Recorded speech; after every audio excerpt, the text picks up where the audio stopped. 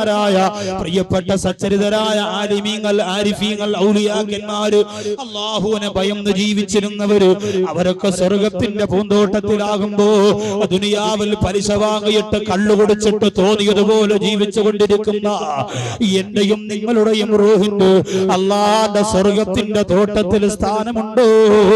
ചിന്തിച്ചേ മതിയാവുകയുള്ളൂ. ഈ രാത്രി മരണപ്പെട്ട ഈ രാത്രിയാണ് ഖാബിദുൽ അർവാഹ് അസ്റായീൽ വരുന്നതെങ്കിൽ എന്റെ പടവങ്കോടുള്ള പെങ്ങളെ, എന്തൊക്കെ കണക്കുകളാ അല്ലാഹുവിനോട് പറയാറുള്ളത്. എത്ര തെറ്റിന്റെ, എത്ര കുറ്റത്തിന്റെ, എത്ര മോശമായ പ്രവർത്തനത്തിന്റെ, എത്രയോ മ്ലേച്ഛമായ ചിന്തയുടെ പർവ്വത സമാനമായ കെട്ടുകൾ അടിച്ചിറക്കുമ്പോ അല്ലാഹുവിന്റെ സ്വർഗത്തിൽ കൊണ്ടുപോകുന്ന ഒരു നന്മ പോലും നിന്റെ ജീവിതത്തിൽ കാണൂല പെങ്ങളെ. ഇതാണ് ജീവിതമെന്ന് പറഞ്ഞ് സുഖിച്ചുകൊണ്ട് സന്തോഷിച്ചുകൊണ്ട് ജീവിക്കുന്നവരെ, വഅനീബൂ ഇലാ റബ്ബികൂ വഅസ്ലിമൂ ലഹു. അല്ലാഹുവിലേക്ക് മടങ്ങി വന്നു. ഈ പാപം പൊറുക്കുന്ന ശഅബാനിലെല്ലാവരും ഇനി എപ്പോഴാണ് എന്റെ സഹോദരങ്ങളെ മടങ്ങി വരാൻ നിങ്ങൾക്ക് സാധിക്കുന്നത്? നിസ്കാരമില്ലാതെ പടവങ്കോട് പള്ളിയുടെ ചുറ്റും കറങ്ങി നടക്കുന്ന എന്റെ പ്രിയപ്പെട്ട ചെറുപ്പക്കാരാ, ഒരു കുപ്പി കള്ളിലാണ് നിന്റെ ജീവിതത്തിന്റെ സന്തോഷമെന്ന് കരുതിപ്പോയെങ്കിൽ ഇല്ല മോനെ. 18-കാരെ 20-കാരെ 25-കാരെ പള്ളിപ്പറമ്പിന്റെ അകത്ത് കൊണ്ടുപോയി മണ്ണ് വാരിയിട്ട് സങ്കടത്തോട് തിരിച്ചു വരാൻ പോലും കഴിയാതെ ഖബറിന്റെ അടുത്തിരുന്ന് വിങ്ങിപ്പൊട്ടുന്ന കൂട്ടുകാരെ കണ്ടില്ലേ? ആരാണ് മോനെ നിനക്ക് വേണ്ടി മരണത്തിന് ശേഷം പ്രവർത്തിക്കാനുള്ളത്? ആരുണ്ടോ? തോളത്ത് കൈയിട്ടുകൊണ്ട് സിനിമയ്ക്ക് വന്നവരുണ്ടോ? നിന്റെ കൂടെ വന്ന് വ്യഭിചാരത്തിന് കൂട്ടുനിന്നവരുണ്ടോ? ചാപ്പിൽ പോയി കാത്തു നിൽക്കാ നിന്റെ കൂടെ വന്ന കൂട്ടുകാരുണ്ടോ? ഗൾഫിൽ നിന്ന് നീ പെട്ടിയുമായി വന്നപ്പോ പെട്ടിക്കകത്ത് ഒളിപ്പിച്ചു വെച്ചിരുന്ന കുപ്പിയെടുക്കാ നിന്റെ കൂട്ടുകാർ ഫോൺ വിളിച്ചിട്ട് ഓടി വന്നില്ലേ? വീട് പാല് കാച്ചിയപ്പോ കുപ്പിയെടുത്തില്ലേ? കല്യാണത്തിന്റെ തലേ ദിവസം കുപ്പിയെടുത്തില്ലേ? ഭാര്യ പ്രസവിച്ചപ്പോ കുപ്പിയെടുത്തില്ലേ? നിന്റെ ജീവിതത്തിന്റെ എല്ലാ സന്തോഷത്തിനും അൽഹംദുലില്ലാഹ് പറയുന്നതിന് പകരം കൂട്ടുകാരെ വിളിച്ചു കൂട്ടിയിട്ട് കുപ്പിയെടുത്തിട്ട് അല്ലാഹുവിനോട് വെല്ലുവിളി പ്രഖ്യാപിച്ചവരെ, അല്ലാഹുവേ എന്തുകൊണ്ട് പേടിക്കുന്നില്ല? എന്തുകൊണ്ട് എന്റെയും നിങ്ങളുടെയും മനസ്സിന്റെ അകത്തേക്ക് ഭയം വരുന്നില്ല? 17-കാരെയും 18-കാരെയും എത്രയോ അന്യപുരുഷന്മാരുമായി വാക്ക് പറഞ്ഞു വെച്ചിരിക്കുകയാ. അതുകൊണ്ട് ഈ രാത്രി പരിവർത്തനത്തിന്റെ രാത്രിയാകണം പ്രിയപ്പെട്ട സഹോദരങ്ങളെ. പടവങ്കോട് പള്ളിയുടെ മുറ്റത്ത് നൗഷാദ് ബാഖവി എന്ന് പറയുന്ന നിങ്ങളുടെ പ്രിയപ്പെട്ട സഹോദരൻ വാള് പറഞ്ഞിട്ട് ആറാട്ടുപുഴയിലേക്ക് നാളെ വാള് പറയാൻ വേണ്ടി യാത്ര തിരിക്കുമ്പോ എന്റെ പ്രിയപ്പെട്ട പെങ്ങളെ, അല്ലാഹു ഒരു നിമിത്തമായിട്ട് വെച്ച പരിപാടി കൊണ്ട് നിന്റെ മനസ്സിന്റെ അകത്തൊരു മാറ്റം വന്നില്ലെങ്കിൽ എന്റെ പെങ്ങളെ, പട്ടിയെ കൊണ്ടുപോയി കുഴിച്ചിടുന്ന പോലെ നിന്റെ മക്കള് കൊണ്ടുപോയി പള്ളിപ്പറമ്പില് നിന്നെ വെച്ച് മണ്ണ് വാരിയിട്ട് തിരിച്ചു പോകുമ്പോ ഒരു നന്മ പോലും നിന്റെ ഖബറിന്റെ അകത്ത് കിട്ടൂല. അല്ലാഹു കാത്ത് രക്ഷിക്കട്ടെ. അതുകൊണ്ട് അല്ലാഹു ഇഷ്ടപ്പെട്ടവരുടെ റൂഹായി മാറിയ ആര് കരഞ്ഞാലെന്തോ, എവിടെ അടക്കിയാലെന്തോ, വതകൂനു ഫീ റിയാദിൽ ജന്ന, സ്വർഗ്ഗത്തിന്റെ പൂന്തോട്ടത്തിലായിരിക്കും നമ്മുടെ റൂഹിന്റെ സ്ഥലമെന്ന കാര്യം നമ്മൾ മറക്കണ്ട. നാലാമത്തെ റൂഹ് ആരുടേതാണെന്നറിയോ? അർവാഹുൽ ഉസാതി മിനൽ മുഅ്മിനീൻ, വിശ്വാസികളിൽ നിന്ന് തെറ്റ് ചെയ്യുന്നവരുടെ റൂഹാണ്. വിശ്വാസികളിൽ നിന്ന് തെറ്റ് ചെയ്യുന്നവരുടെ റൂഹാണ്. തിന്മ ചെയ്യുന്നവരുടെ റൂഹാണ്. ആഭാസത്തരങ്ങൾ കാണിച്ച് ജീവിക്കുന്നവരുടെ റൂഹാണ്. നിസ്കരിക്കാൻ പറഞ്ഞാൽ കേൾക്കൂല. 10 കൊല്ലമായി 9 കൊല്ലമായി ജാബിർ സഖാഫി ഉസ്താദ് പള്ളിയിൽ പ്രസംഗിക്കുന്നുണ്ട്, ക്ലാസ് നടത്തുന്നുണ്ട്, നസീഹത്ത് തരുന്നുണ്ട്. ഇന്ന് വരെ അത് സമാധാനത്തോടെ കേൾക്കാൻ നിങ്ങൾക്ക് കഴിഞ്ഞിട്ടുണ്ടോ?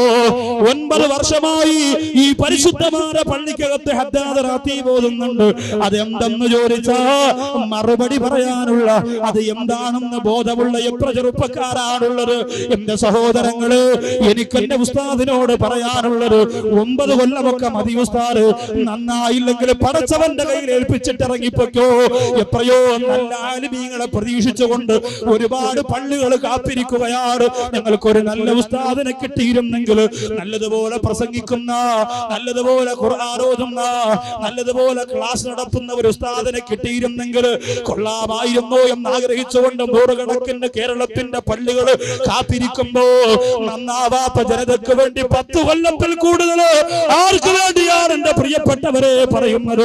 ആകാശം ഇടിഞ്ഞു വീഴാൻ പോകുന്ന, ഭൂമി കുലുങ്ങിപ്പറിക്കാൻ പോകുന്ന, പർവ്വതങ്ങളെ പഞ്ഞിക്കെട്ടുകളെ പോലെ പാറിപ്പറക്കാൻ പോകുമ്പോ വീടിന്റെ അകത്തളത്തിരുന്നു കൊണ്ട് വിദേശ രാജ്യത്ത് കിടന്ന് എല്ലുപറിയ പണിയെടുക്കുന്ന ഭർത്താവിന് വഞ്ചിച്ചുകൊണ്ട് ഫോണിലൂടെ അന്യമതത്തിൽപ്പെട്ടവരും അല്ലാത്തവരുമാരാ അന്യപുരുഷന്മാരായ കാമവെറിയന്മാരോട് പേക്കൂത്ത് സംസാരിക്കുന്ന എന്റെ പ്രിയപ്പെട്ട സഹോദരിമാര്, ഈ നാടിന്റെ ശാപമാണ്, ഈ ലോകം അവസാനിക്കുന്നതിന്റെ കാരണത്തിൽപ്പെട്ടതാണ്.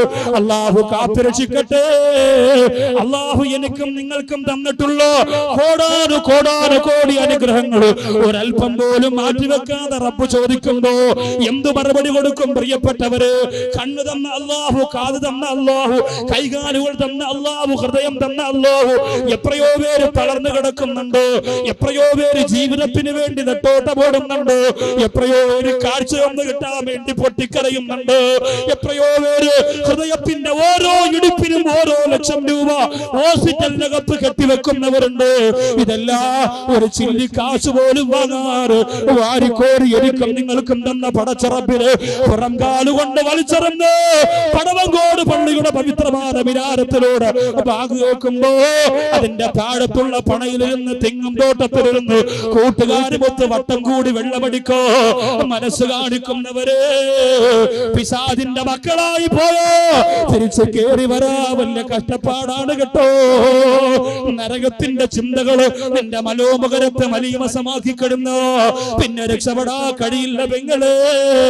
അതുകൊണ്ട് നിസ്കാരത്തിന്റെ ചിന്ത വരാത്ത പെണ്ണ്, അള്ളാന്റെ ചിന്ത വരാത്ത പെണ്ണ്, ഹബീബിനെ മറന്നുപോയ പെണ്ണ്, ഖുർആൻ എടുത്തിട്ട് എത്ര ദിവസമായി പെങ്ങള്, ഖുർആൻ കൈകൊണ്ട് തൊട്ടിട്ട് എത്ര ദിവസമായി പെങ്ങള്.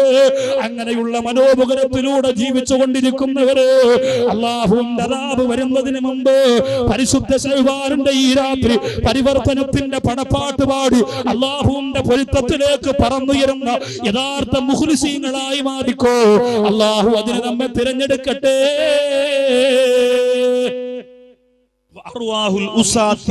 മാതാപിതാക്കളെ വഴിപ്പെടൂല, ഭർത്താവിനെ വഞ്ചിക്കുന്നു, ഭാര്യയെ വഞ്ചിക്കുന്നു, മക്കളെ മര്യാദ പഠിപ്പിക്കൂല, ഖുർആൻ ഓതൂല, ഒരു ദീനി ചുവയുമില്ല. പേരാണെങ്കിൽ മുസ്ലിം, പള്ളിയുടെ റെക്കോർഡിംഗിൽ പേരുണ്ട്, ഓന്റെ സുന്നത്ത് കല്യാണം പള്ളിയും പറയും, മരിച്ചാൽ അവിടെ തന്നെ അടക്കും. അങ്ങനെയൊക്കെ മുസ്ലിങ്ങളാണ്. ഇത് മാത്രമാണ് നിനക്കുള്ളത് എങ്കിൽ അതിനു മുമ്പ് തന്നെ ഈ ജീവിത പ്രമാണങ്ങളെ മനസ്സിന്റെ അകത്ത് ഉറപ്പിച്ചു നിർത്താൻ നമുക്ക് സാധിക്കണം. അല്ലാഹു തൗഫീഖ് തരട്ടെ. അസ്റായീൽ വന്ന് റൂഹ് പിടിക്കുന്നതിന് മുമ്പ്, അസ്റായീൽ വന്ന് കൊണ്ടുപോകുന്നതിന് മുമ്പ് ഈ ജീവിത പ്രമാണങ്ങളെ പ്രാവർത്തികമാക്കാൻ നാളെ ചെയ്യാമെന്ന് പറഞ്ഞ് മാറ്റിവെക്കരുത്. എന്നാൽ അങ്ങനെയുള്ള പലർക്കും നഷ്ടം സംഭവിച്ചു പോയിട്ടുണ്ട്. നാളെയാവട്ടെന്ന് പറഞ്ഞ് മാറ്റിവെക്കാൻ നമുക്ക് നേരമില്ല.